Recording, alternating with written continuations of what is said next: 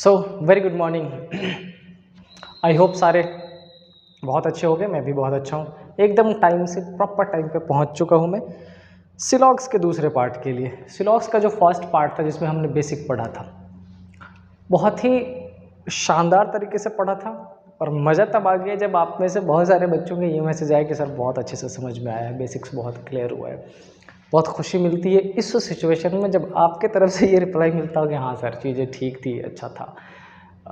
अब आगे उसको सेकंड पार्ट पे अपन लेके चलते हैं। कुछ बेसिक्स और रिमेनिंग है। जैसे मैंने कल 7 चीज़ें आपको ये समझा दी थी कि कौन कौन से वर्ड्स है जिसका यूज़ किया जाता है सिलॉक्स का क्वेश्चन फ्रेम करने के लिए, कौन कौन से ऐसे वर्ड्स है जिसमें यूज़ किया जाता है आंसर फ्रेम करने के लिए। बेसिकली मैं कह रहा हूँ स्टेटमेंट एंड कंक्लूजन की बात, तो उन्हीं वर्ड्स का यूज स्टेटमेंट के लिए किया जाता है और उन्हीं वर्ड्स का यूज कंक्लूजन के लिए, तो वो तो मैंने बता दिया था।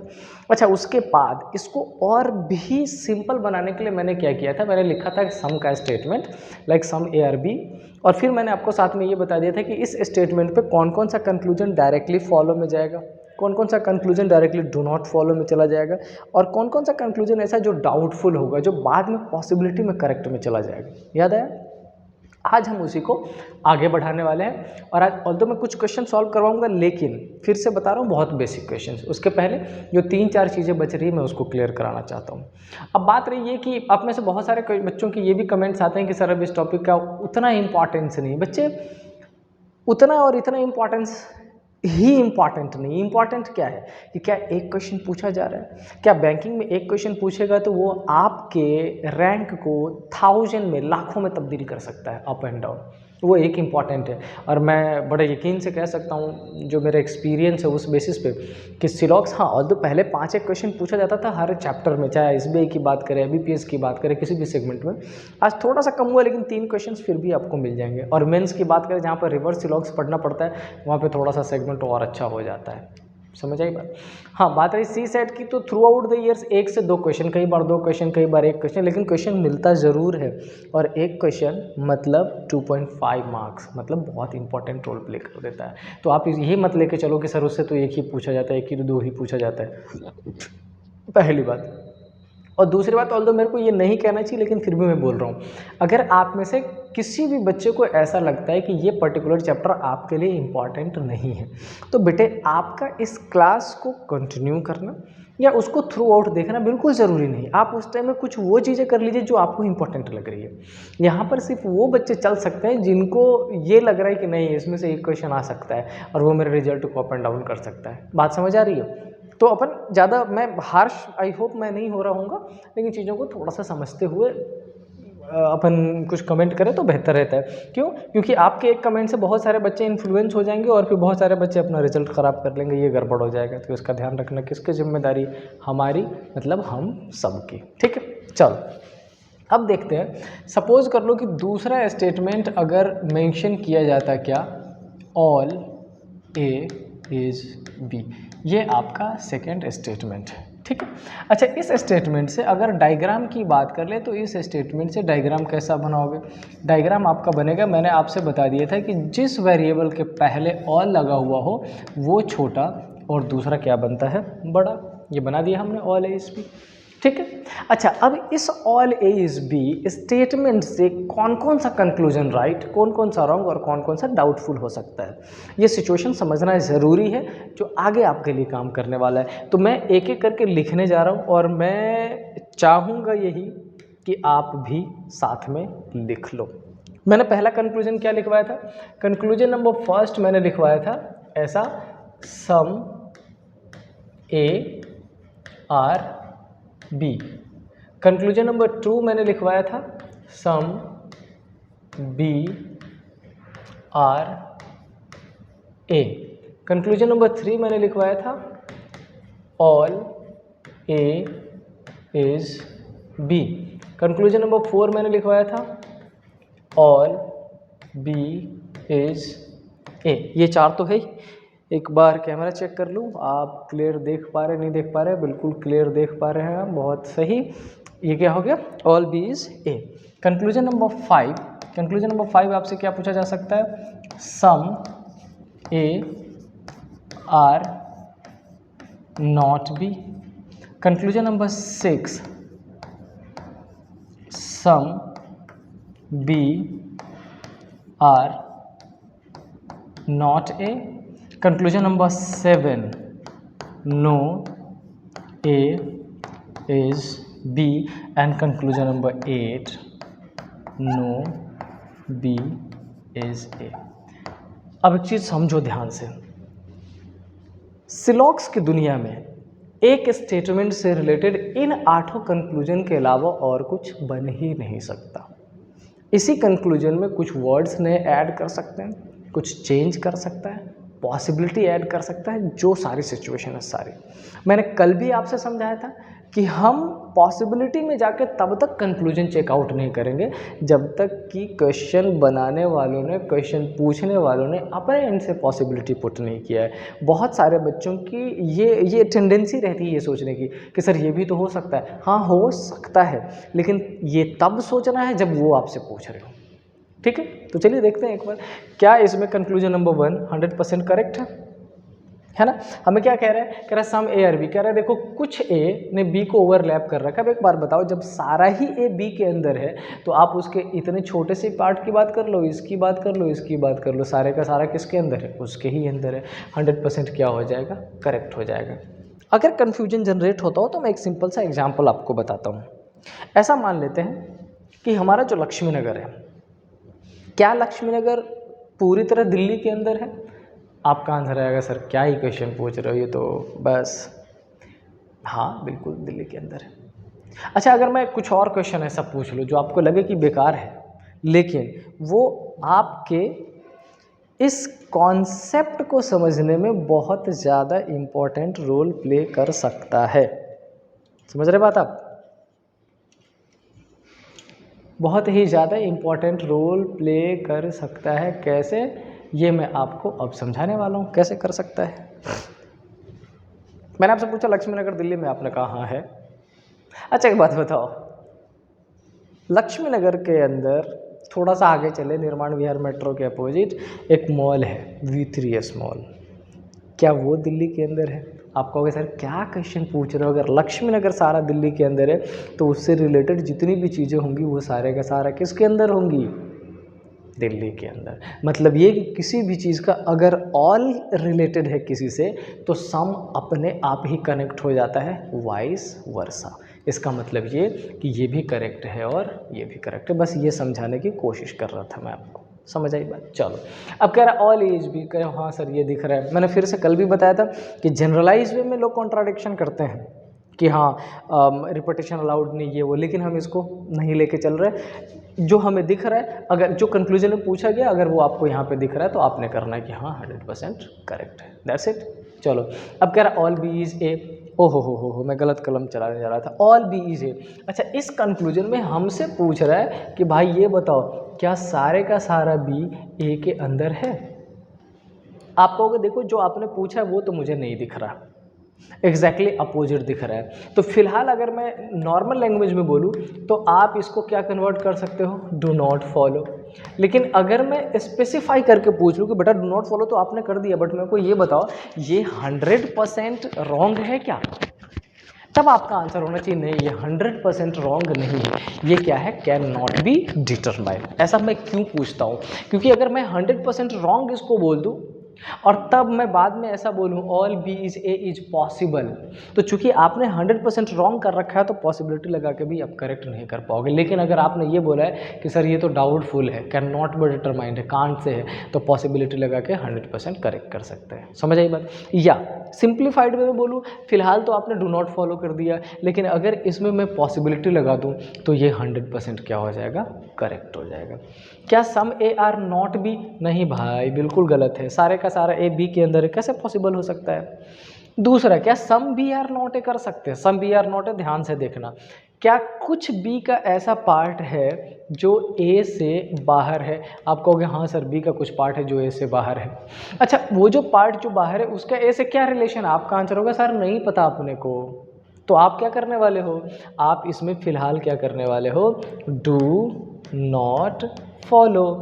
लेकिन अगर इसी डू नॉट फॉलो में अगर पॉसिबिलिटी लगा दिया जाए, बहुत ध्यान से सुनना और समझना, अगर इसी डू नॉट फॉलो में पॉसिबिलिटी लगा दिया जाए तो वो 100% करेक्ट हो जाएगा। और अगर बात कर लो इसकी, तो ये दोनों का दोनों रॉन्ग है, क्योंकि ये कह रहा है कि both are apart from each other. हमने कहा नहीं भाई, तो सारे अपार्ट फ्रॉम ईच अदर नहीं है, एक दूसरे से कनेक्टेड है। समझ आई बात? ये आपका हो गया ऑल ए इज बी पे इन सारे 8 कंक्लूजन में से कौन सा डायरेक्टली राइट हो सकता था, कौन सा डायरेक्टली रॉन्ग हो सकता था, कौन सा हमने डू नॉट फॉलो तो लिखा है लेकिन अपन 100% श्योर नहीं है, वो मैंने सारी चीज़ें आपको एज इट इज़ बता दी है।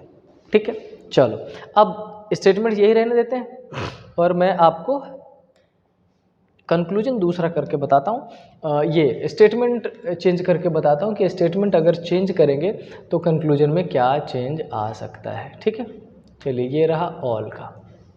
अब एक बात समझिए जो सबसे ज़्यादा इंपॉर्टेंट है, बहुत ज़्यादा इंपॉर्टेंट है, और मैं चाहता हूँ इसी पेज पर आपको समझाऊँ। अगर हमने वो क्लियर कर लिया तो फिर आगे सिलॉग्स में सारी चीज़ें क्लियर हो जाएंगी, फिर अपन डायरेक्टली क्वेश्चन पे चलेंगे। अच्छा, अगर मैंने ऐसा लिख दिया some A are not B, तो आपको याद होगा मैंने डायग्राम कुछ ऐसा बनाया था, सम ए आर नॉट बी, ए के कुछ पार्ट का बी से नेगेटिव रिलेशन। याद आ रहा है? कल की क्लास में हमने की थी और मैंने यही सेगमेंट आपको बता दिया था सम ए आर नॉट बी में। ठीक है, अब आपको कंक्लूजन चेकआउट करना है, तो मैं इस कंक्लूजन में कुछ भी चेक कराने से पहले आपको एकदम सिंपल वे में एक चीज़ बताना चाहता हूँ कि अगर सम ए आर नॉट की बात की गई है तो you have to keep one thing in mind very clearly कि some A are not B मतलब सिर्फ एक ही इंफॉर्मेशन दी जा रही है कि कुछ ए का ऐसा पार्ट है जो बी में नहीं है। Some A are not B, थोड़ा सा ए ऐसा है जो बी में नहीं है, कुछ ए ऐसा है जो बी में नहीं है। क्या बी की तरफ से कोई इन्फॉर्मेशन है? तो आपका आंसर होना चाहिए नहीं। बी के बारे में डायरेक्टली कोई इन्फॉर्मेशन अपने को गिवन नहीं है। इसका क्या मतलब हुआ? इसका मतलब ये हुआ कि कंक्लूजन में अगर किसी भी कंक्लूजन में ए पहले गिवन हो और बी बाद में, तो आप सोच सकते हो कि हाँ कुछ राइट होगा, कुछ रॉन्ग होगा, कुछ डाउटफुल होगा, है ना, कुछ फॉलो होगा, कुछ डू नॉट फॉलो होगा। लेकिन अगर बी को पहले रख के और ए को बाद में रखा गया, some B are A, all B is A, some B are not A, no B is A, कुछ भी पूछ ले, आपका आंसर सिंपल होना चाहिए, डू नॉट फॉलो। समझ आई बात? और इन केस किसी में भी पॉसिबिलिटी लगा देता हो तो आपका आंसर होना चाहिए यस। अब ये मैं क्या क्या बोल रहा हूँ वो समझ लीजिए। मैंने आपसे बोला पहला कंक्लूजन, ये देखो ये वाला इस कलर से मैं क्लिक कर रहा हूँ, वो सम के लिए होगा। सम ए आर बी, क्या ए ने बी को ओवरलैप कर रखा है? आप कहोगे सर इन्फॉर्मेशन में तो बस इतनी इन्फॉर्मेशन दी थी, सम ए आर नॉट बी, कुछ ए बी नहीं, तो बाकी हो सकता है। यस हो सकता है, लेकिन क्या यहाँ पर हो सकता है मैं पॉसिबिलिटी लगाया? नहीं। इसका मतलब फिलहाल अपन इसको क्या करने वाले हैं, do not follow. Some B are A नहीं, एक दूसरे को ओवरलैप नहीं कर। आपको पता है सम की कंडीशन में ओवरलैपिंग होता है, एक दूसरे को ओवरलैप करना चाहिए नहीं। All A is B possible ही नहीं है क्योंकि उसका थोड़ा सा नेगेटिव है। ऑल बी इज ए, फिलहाल तो अपन डू नॉट फॉलो करने वाले हैं, पॉसिबिलिटी लगा देगा तो चेक करेंगे। अच्छा, सम ए आर नॉट बी, चूंकि ये गिवन है तो हम इसको करेक्ट करने वाले हैं। अच्छा, सम बी आर नॉट है, हमें नहीं पता इस बी की तरफ से इस ए का क्या रिलेशन है, हमें बताया ही नहीं गया है, और अगर उन्होंने नहीं बताया तो अपने को भी ज़बरदस्ती करने की कोई ज़रूरत नहीं है। राइट, अब क्या लिखा है, नो ए इज़ बी, अभी हमें सिर्फ और सिर्फ ए के कुछ टुकड़ों का पता है कि वो बी नहीं है, बाकी किसी भी चीज़ की इंफॉर्मेशन नहीं दी गई है। डू नॉट फॉलो करेंगे, no A is B, no B is A भी क्या करने वाले हैं, डू नॉट फॉलो। तो ध्यान रखिएगा, सम नॉट के केस में कई बार बच्चे कंफ्यूज हो जाते हैं। अच्छा, मैंने कुछ खास टीचर्स को भी देखा है, बड़े मतलब अजीब लोग हैं, पढ़ने से भागते हैं, नई चीज़ों को ग्रैब नहीं करना चाहते और तुरंत किसी पे कुछ भी बोल देते हैं। कहते हैं सिलॉक्स में बहुत कंफ्यूजन होता है, कुछ टीचर ये बताता है, कुछ टीचर ये बताता है। कैसे बता सकता है भाई? चीज़ें एक ही है, चीज़ें एक ही है, कंक्लूजन एक ही निकलेगा। अगर आप दूसरा निकाल रहे हो, कोई दूसरा निकाल रहे हो, तो उन दोनों में से किसी एक का 100% गलत होने वाला है, किसी एक का सही होने वाला है। आप एक्सेप्ट करो ना, क्यों एक्सेप्ट नहीं करते हो? आप कह देते हो सिंपल कि नहीं, दो टीचर के अलग हो सकते। कब कन्फ्यूजन होगा? तब। सिलॉक्स में कहीं कन्फ्यूजन होने वाली चीज़ नहीं है, जो चीज़ें हैं एकदम क्लियर होती है, आप उसको सीखो ताकि बच्चे को प्रॉपर सिखा पाओ। समझ आ रही बात? इसका ध्यान रखना बहुत ज़रूरी है। और हाँ, इस बात से मैं अपने किसी पर्टिकुलर दोस्त कोलिग को बिल्कुल भी वो नहीं कर रहा हूँ, सबका अपना फंडा है, लेकिन मैं बस ये चाहता हूँ कि अपग्रेड करना बहुत ज़रूरी है। टाइम बदल रहा है, चीज़ें स्पीडअप होती जा रही है, हमें भी उधर बढ़ना चाहिए, थोड़ा सा टाइम देना चाहिए अपने पढ़ाई को, क्योंकि हमारा एम क्या है, बच्चों के फ्यूचर को ठीक करना है। हम ही अगर ठीक नहीं हो पा रहा है तो हम बच्चों के फ्यूचर को और अंधकार में डाल रहे हैं। टीचर का सिंपल मतलब क्या होता है, या तो आप बच्चों के साथ अच्छा कराओगे, ठीक है, या आप बहुत गंदा कराओगे, क्योंकि आपके बताए हुए कॉन्सेप्ट ही अगर गलत हो गए तो बच्चों के लिए तो भाई आप भगवान हो ना। क्या हो बच्चों, समझो इस बात को, बच्चों के लिए आप भगवान हो। आपने उसको जो बता दिया वो उसको 100% करेक्ट मानेंगे और जाके वही पेपर में लगा आ जाएंगे। तो सही तो आप करा नहीं पाए, गलत इतना करा दिए कि आज के पेपर में नेगेटिव होता और नेगेटिव हो जाएगा। इसका सिंपल मतलब क्या है कि हमें भी पढ़ने की ज़रूरत है, अपग्रेड करने की ज़रूरत है। ये मत मान के बैठो कि मैं 40 ईयर्स का हूँ, मैं 10 साल से पढ़ा रहा हूँ, मैं सब जानता हूँ। बेटा आए दिन चीज़ें बदल रही है, डन, थोड़ा सा अपग्रेडेशन की ज़रूरत है, राइट। चलो अब मैं डायरेक्टली आपको क्वेश्चन पे लेके आता हूँ। बहुत भाषण हो गया, क्वेश्चन में देख लेते हैं क्वेश्चन में कैसा रहता है। क्वेश्चन में क्या हो सकता है, सपोज कर लो कि मैंने एक क्वेश्चन आपसे पूछ लिया और इस क्वेश्चन में आपका जो स्टेटमेंट है, मैंने स्टेटमेंट कुछ ऐसा पुट कर दिया। कैसा, लेट्स सी। स्टेटमेंट नंबर 1 मैंने पुट कर दिया सम ए आर बी, और स्टेटमेंट नंबर 2 मैंने पुट कर दिया some B are C. Simple है। अच्छा, अब मैंने कंक्लूजन पुट कर दिया। अब मैंने क्या कर दिया, कंक्लूजन पुट कर दिया। कंक्लूजन नंबर 1 मैंने लिख दिया क्या, some A are C. Conclusion number 2 एक और पुट कर लेते हैं और ऐसा पुट कर लेते हैं, ऑल ए एज सी। बहुत सिंपल रखा है, ध्यान से समझने की ज़रूरत है। एक और कंक्लूजन आपके लिए मैं लिख देता हूँ ताकि आपको समझने में चीज़ें आसान लगने लगे, some B are A. Then अच्छा, कई सारे लोग ये भी बोलते हैं कि सर आप पीपीटी बना के नहीं पढ़ाते हो। सुस्तों वाली चीज़, सामने आओ, बच्चे के सामने क्वेश्चन फ्रेम करो, समझाओ, खुद समझो, क्लियर रखो। थोड़ा सा टाइम जाता है लेकिन आपको समझ आ जाएगा क्वेश्चन फ्रेमिंग करना। देखिए, अच्छा, क्वेश्चन फ्रेमिंग से मेरे को एक चीज़ याद है, मैं कुछ दिनों टाइम्स में वर्किंग था, मैंने उस कैट वाले सेगमेंट में एक बहुत ख़ास चीज़ देखी। वहाँ पर बच्चों को होमवर्क में ये नहीं दिया जाता कि मैंने 25 क्वेश्चन आपको दे दिए, आप उस 25 क्वेश्चन को सॉल्व करके चले आइए, नहीं। उनका रहता है कि आप 10 ही क्वेश्चन सॉल्व करके आइए, लेकिन वो 10 क्वेश्चन खुद से फ्रेम करिए आप। बहुत शानदार कॉन्सेप्ट लगा मेरे को जब उन्होंने ये बोला कि होमवर्क ही ऐसा है कि आप खुद ही वो क्वेश्चन बनाओ और खुद ही सॉल्व करो, and the question must be related to the topic which is जो आपको पढ़ाया गया है, और एक लेवल मेंटेन होना चाहिए। ऐसा नहीं कि आप कहीं से कॉपी करके चलाइए, क्योंकि उस क्वेश्चन को वो चेक करते हैं, अगर प्लेजराइजेशन हो गया, गूगल पे कहीं मिल गया, बड़ी दिक्कत हो जाती है। इसका मतलब ये कि आपको यहाँ से डेवलप करना पड़ेगा, और यहाँ से डेवलप करने के लिए कुछ चीज़ें ज़रूरी है। अगर हम भी बच्चों को क्वेश्चन मेकिंग कंपटीशन करवाए, ऐसी चीज़ कराए जिसमें बच्चों के ऊपर ये प्रेशर डाले कि भाई तुम्हें क्वेश्चन बनना है, तुम्हें नया क्वेश्चन बनाना है, अपने आप ही ग्रो करने लगते हैं बच्चे, सोचने की कंडीशन हो जाती है। और मैं बताता हूँ अपने कंडीशन में, ये 2014-15 की बात है, जब जॉब के लिए सर्च करना शुरू किया था, तो पहला जॉब ही मिला था कंटेंट मेकिंग का। उस टाइम में ये समझ नहीं आ रहा था कि ये क्वेश्चन कैसे बना होगा, इसका क्या सॉल्यूशन होगा।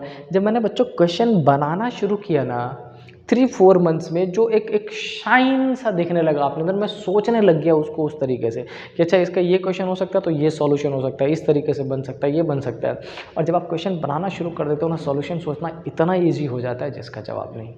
So it should be appreciated, it should be executed in every organization कि आप होमवर्क दो क्वेश्चन मेकिंग का, अच्छा काम करता है, सोचने की ज़रूरत होती है। Let's see. अच्छा, इसमें अगर मैंने जो प्रोसेस आपको बताया, अगर उसके डायग्राम से बताऊं, तो मैंने आपको बताया था सम ए आर बी, आप डायग्राम ये बना दोगे, और फिर मैंने आपको बताया सम बी आर सी, आप डायग्राम ये बना दोगे। सिंपल है, डन। अच्छा, कंक्लूजन में क्या कह रहा है, कंक्लूजन में फर्स्ट बेटा हमसे पूछा गया है सम ए आर सी, क्या कह रहा है, कुछ ए सी है। मैं इसका भी एक छोटा सा डायग्राम बना के बताता हूँ। ये कह रहा है कि भाई आप मेरे को ऐसा चेक करके बताओ। कंक्लूजन, आपकी नज़र गई है स्टेटमेंट की तरफ, आपने देखा नहीं भाई ए तो बिल्कुल अलग है, सी बिल्कुल अलग है, अब करें क्या।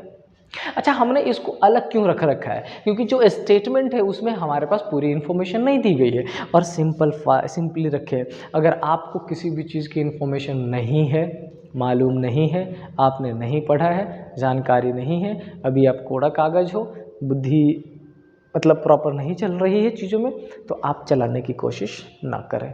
आपके पास इन्फॉर्मेशन नहीं है, आप सिंपली बोल दो भैया हमें नहीं पता। हमारे पास इस ए और सी के बारे में डायरेक्ट इन्फॉर्मेशन नहीं है। ए और सी एक दूसरे को ओवरलैप नहीं कर रहा है, they are apart from each other. और अगर अपार्ट फ्रॉम ईच अदर है तो अपार्ट फ्रॉम ईच अदर ही रखो। इसको फिलहाल क्या कर दो, डू नॉट फॉलो। क्या कर दो आप इसको, do not follow. I hope चीज़ें समझ आ रही होंगी। लेकिन फिर से मैं पूछूंगा क्या 100% रॉन्ग है? आपका आंसर होना चाहिए नहीं। नहीं क्यों सर, ये डाउटफुल है। क्यों? क्योंकि अगर मैं लगा दूं some A are C is possible, आप कहोगे यस सर ए का सी से पॉसिबिलिटी है। क्यों? क्योंकि दोनों दूर है, और दोनों दूर है इसका मतलब ये कि उसके बारे में ना तो पॉजिटिव इन्फॉर्मेशन है आपके पास और ना ही नेगेटिव इन्फॉर्मेशन है। ऐसा मत सोच लेना कि ए और सी एक दूसरे से अलग है तो ए और सी नेगेटिव रिलेशन मेंटेन कर रहा है। नहीं, नेगेटिव रिलेशन मेंटेन करने के लिए आपके पास ये कंडीशन ज़रूरी है, लेकिन वो गिवन नहीं है। इसका मतलब हम नेगेटिव कंसीडर नहीं करेंगे। क्लियर हुई कुछ चीज़ें? आई होप मैं क्लियर कर पा रहा हूँगा। नहीं हो रहा हो जल्दी से नोट वो करके और मैसेज करके बताना ज़रूर कि सर ये वाली दिक्कत हो रही है, इसमें क्लियर नहीं हो पा रहा है। ऑलराइट। दूसरा, ऑल ए सी कह रहा सारा ए सी के, नहीं भाई ए और सी अपार्ट फ्रॉम ईच अदर है, हम इसको डू नॉट फॉलो करने वाले हैं। लेकिन क्या 100% रॉन्ग है? नहीं। क्यों? पॉसिबिलिटी में करेक्ट हो जाएगा। अच्छा, सम बी आर ए, क्या दिख रहा है? हाँ, इस बी ने इस ए को फॉलो कर रखा है, ये हो गया करेक्ट आंसर। समझ आई बात? देखो बहुत बेसिक क्वेश्चन से समझाने की कोशिश की जा रही है आपको। आई होप चीज़ें आपको समझ आ रही होंगी। हाँ, थोड़ा सा पेशेंस रखना। अगर किसी का पहले से क्लियर है चीज़ें, मैं धीरे धीरे धीरे थर्ड क्लास तक जाते जाते आपको उस लेवल पे पहुंचा दूंगा जो बैंकिंग तक आ सकती है। ठीक है, चलो आते हैं क्वेश्चन नंबर 2 पे। क्वेश्चन नंबर 2 पे मैं थोड़ा सा चेंज करने वाला हूँ। क्वेश्चन नंबर 2 आप ऐसा समझ लीजिए,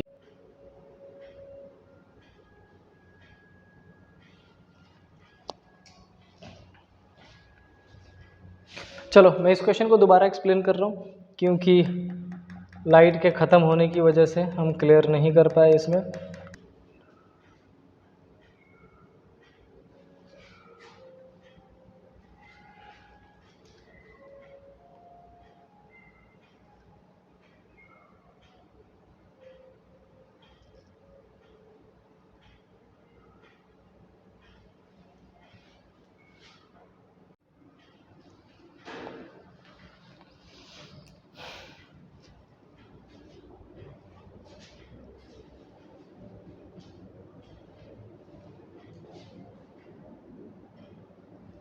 चलो कोशिश करते हैं। ये रहा आपका नेक्स्ट क्वेश्चन, इसको सॉल्व करके चेकआउट करते हैं।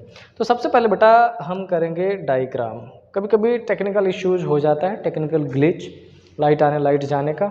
प्रोबेबली ये वीडियो थोड़ी सी छोटी होगी इस बेसिस पे, बट ठीक है, नेक्स्ट क्लास जब अब हम करेंगे, क्योंकि हमने बेसिक समझ लिया है, तो नेक्स्ट क्लास में मैं सिर्फ क्वेश्चन सॉल्व कराऊंगा और 20 क्वेश्चंस कोशिश करेंगे 30 मिनट्स में सॉल्व करने का। चलो हाँ, इसके बाद एक चीज़ और बच रहा है जो मेरे को समझाना है आपको, वो है आइदर और का कॉन्सेप्ट। जल्दी ही समझाएंगे आइदर और की कंडीशन। ठीक है, चलो अगर मैं इसका डायग्राम आपसे बनाऊँ तो ऑल ए इज बी का मतलब क्या होता है? मैंने आपको बताया था कि जिसके पहले ऑल लगा वो छोटा और जो दूसरा है वो बड़ा। दूसरा क्या है? All B is C. आप क्या करने वाले हो? All B is C. और तीसरा क्या है? Some C are not D. इस सी में से कुछ पार्ट ऐसा है जिसकी इंफॉर्मेशन दी गई है कि भाई इसको क्या कर दो, नेगेटिव। अगर आपका डायग्राम सेम बना है जैसा डायग्राम यहाँ है तो आपका 100% करेक्ट है। इन केस आपका डायग्राम ऐसा नहीं बना है, कुछ डिफरेंट है, इट मीन्स आपको डायग्राम दोबारा सोचने की ज़रूरत है। चलो ये तो हो गई स्टेटमेंट और डायग्राम की बात। Now let's check it out which one is correct. आपका क्या कह रहा है? All C A is C. हमें चेक करना है कि क्या सारा ए सी के अंदर। बेटा ध्यान से देखो, ए का ये रहा सेगमेंट और ये बड़े वाला पार्ट किसका है? सी का। क्या सारा ए, ये जो ए है वो सी के अंदर है? आप कहोगे हाँ सर 100% करेक्ट है। दूसरा क्या लिखा है? सम ए और D.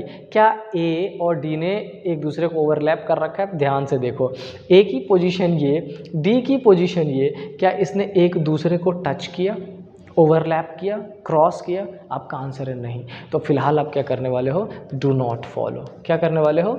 Do not follow. But let me clear one thing, अगर मैं ऐसा लिख दूँ some A are D is possible, तब कभी ये मत कह देना कि सर ए अलग है डी अलग है, रिलेशन ही नहीं है, नेगेटिव है। नहीं, दो पर्सन एक दूसरे से दूर है, इसका मतलब उसकी इंफॉर्मेशन आपके पास नहीं है। और अगर इंफॉर्मेशन नहीं है, it means you have to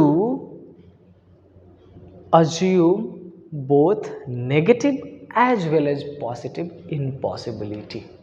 इसका मतलब अगर मैं लिखूँ ऐसा कि some A are D is possible, आपका आंसर होगा यस। चलो अब आते हैं some D are not B. क्या कह रहा है, क्या कुछ भी ऐसा है जो डी नहीं है। मेरे को एक सिंपल सी बात बताओ, इस डी का रिलेशन डायरेक्टली यहाँ पर किससे गिवन है, सी से। क्या कह रहा है, कुछ सी डी नहीं है। अच्छा ठीक है ना, ये जो सी है ये डी नहीं है, मान लिया ना। इस डी का इस सी से क्या रिलेशन नहीं पता, इस डी का इस बी से क्या रिलेशन नहीं पता, इस डी का इस ए से क्या नहीं पता। और अगर नहीं पता तो करने की ज़रूरत आपको भी 100% नहीं है। क्या करेंगे, डू नॉट फॉलो। क्या यहाँ पर भी पॉसिबिलिटी का लफड़ा है? हाँ है। अगर यहाँ पे आ जाता हो कि ये पॉसिबल है, आंसर होगा यस पॉसिबल है। इट इज़ सो सिंपल, इतना सिंपल है। बस जितनी इन्फॉर्मेशन दी गई है ना उतने का यूज़ करिएगा। कभी ऐसा नहीं कि अपने मन से एक्स्ट्रा अज्यूम करके उसको आंसर करेक्ट कर दिया, एक्स्ट्रा पॉसिबिलिटी लगा कर दिया, नहीं। अनटिल अनलेस उन्होंने नहीं दे रखा, आपको सोचने की ज़रूरत नहीं है। और जो नेक्स्ट क्वेश्चन है हम पॉसिबिलिटी का ही करने वाला है, that will be the last question of the day, right.